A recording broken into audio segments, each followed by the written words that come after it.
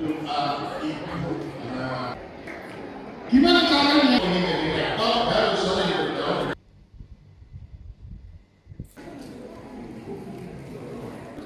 Video.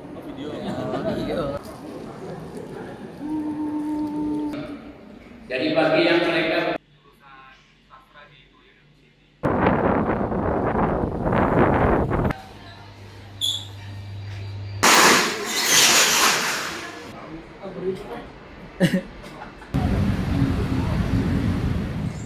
Oke. Halo semua, apa kabarnya? Semua pasti sehat ya. Minggu kemarin banyak acara di kampus saya. Ada acara kolaborasi dengan Net TV, terus ada juga acara talk show tentang film. Nah, saya diminta kampus untuk pastiin banyak mahasiswa yang ikut. Soalnya saya bertugas sebagai staf kemahasiswaan di fakultas. Alhamdulillah acaranya berjalan lancar. Mahasiswa yang ikut juga banyak. Tapi di salah satu acara saya harus ngorbanin mahasiswa di kelas saya. Kebetulan acaranya bareng dengan kelas saya. Saya liburkan kelasnya, terus minta mahasiswanya untuk ikut acara itu. Waduh, saya harus cari jam pengganti nih. Terus kemarin saya dikasih fasilitas printer baru oleh pihak universitas. Sebelumnya saya pakai printer merek Canon buatan tahun 2012-an. Printer ini udah lama banget dan udah agak susah dipakai. Printernya sering error dan kertas yang dipasang suka macet.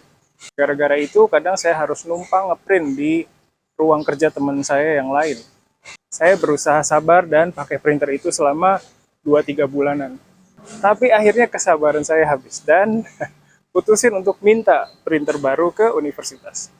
Awalnya saya minta printer yang pakai wifi supaya bisa dipakai sama karyawan yang lain juga. Tapi dapatnya yang biasa. Gak apa-apa sih daripada pakai yang lama. Minggu kemarin saya pesan rempeyek loh. Apa kalian tahu makanan ini? Bentuknya seperti ini dan rasanya enak banget. Awalnya itu saya dan teman-teman di fakultas dapat kiriman rempeyek dari salah satu percetakan yang sering bantu fakultas cetak pamflet dan spanduk. Nah pas dimakan semua bilang rasanya enak. Istri dan anak saya juga suka. Nah karena itu saya hubungi lagi percetakan yang kirim dan tanya tentang rempeyeknya. Ternyata rempeyek itu adalah hasil buatan istri dari yang punya percetakan. Saya dan teman-teman di fakultas langsung pesan. Saya pesan 2 bungkus loh.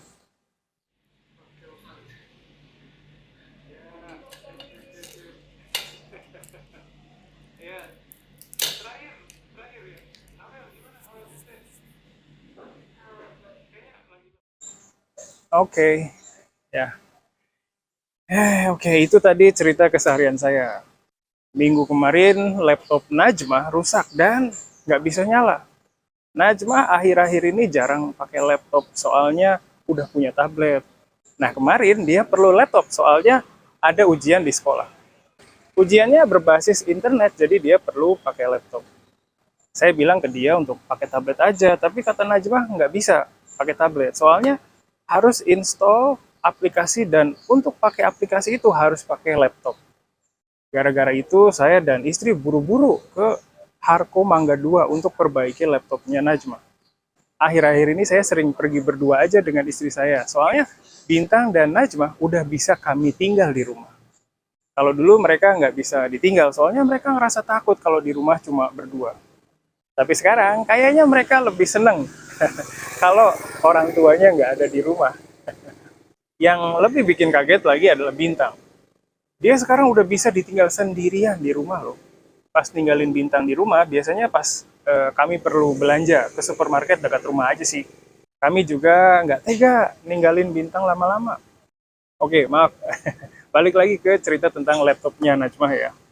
Pas sampai di Mangga 2, kami pergi ke tempat servis laptop yang pernah saya kunjungi beberapa tahun yang lalu. Pas sampai di sana, laptopnya Najmah langsung dicek sama teknisi. Pas di rumah itu kan nggak nyala ya, tapi pas dicek sama teknisi ternyata laptopnya nyala. Saya dan istri jadi bingung deh. Teknisinya bilang kalau media penyimpanan datanya memang pakai SSD yang lebih cepat daripada HDD. Tapi pemakaiannya udah cukup lama juga, jadi dia perlu waktu untuk nyala. Terus saya cek lagi laptopnya sendiri dan kayaknya emang nggak ada masalah yang serius. Teknisinya sih kasih saran untuk install ulang, tapi saya nggak punya banyak waktu, jadi hari itu selesai dengan konsultasi aja. Pas mau bayar, saya tanya jumlah biaya konsultasinya. Teknisinya jawab, seikhlasnya aja bang, gitu. Jadi saya bayar 50.000 aja. Nah, beberapa hari kemudian, giliran laptop saya bermasalah. Kemarin itu laptop saya Bluetooth-nya bermasalah. Kalau disambungin ke mouse atau earphone Bluetooth, untuk beberapa menit sambungannya nggak masalah. Tapi habis itu sambungannya keputus, terus nyambung lagi, terus keputus lagi, dan begitu terus berulang. Mumpung ada waktu, minggu berikutnya saya dan istri balik lagi ke tempat servis di Mangga 2. Kami sampai di sana sekitar jam 10. Pas masuk Mangga 2, kami langsung disambut oleh karyawan-karyawan toko yang tawarin barang dagangannya. Mereka teriak kayak gini. Ayo kak, dilihat dulu. Cari apa kak? Tanya dulu aja. Laptop 2 jutaan ada banyak kak, dilihat dulu aja. Servis atau belanja kak? Tanya dulu aja. Semua merek ada kak, ayo kami bantu kak. Dan lain-lain. Pokoknya rame banget. Sama kayak waktu saya ke tempat servis di Roxy. Pas sampai di tempat servis, ternyata udah banyak orang yang antri.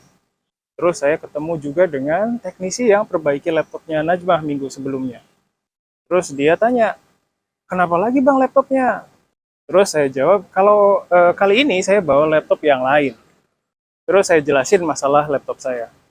Terus dia bilang kalau modul Bluetooth laptop zaman sekarang itu menyatu dengan modul Wi-Fi-nya. Jadi kalau Bluetooth-nya bermasalah, ada kemungkinan Wi-Fi-nya juga bermasalah. Terus saya cerita kalau Wi-Fi-nya sih nggak apa-apa. Terus teknisinya nyaranin saya untuk beli dulu modul Bluetooth dan Wi-Fi yang cocok dengan laptop saya. Terus saya mulai tanya ke beberapa toko, tapi mereka bukannya nyari barang yang saya mau, malah mereka nawarin jasa servis. Saya dilempar dari toko satu ke toko yang lain. Istri dan saya sampai pusing sendiri. Di tempat servis yang lain, saya dikasih saran untuk install ulang. Di tempat yang lain, dapat saran reset ke settingan pabrik. Pusing banget deh. Saking pusingnya, saya mikir ulang lagi. Kalau dipikir-pikir sebenarnya, kerusakan Bluetooth laptop saya ini nggak pengaruh banyak ke kerjaan. Jadi daripada pusing, putar-putar Mangga 2, akhirnya saya bilang ke istri, kalau mau coba perbaiki sendiri aja. Walaupun di hari itu laptop saya nggak berhasil diperbaiki, tapi ya lumayan, bisa jalan-jalan bareng istri berdua. Istri juga bilang hal yang sama ke saya.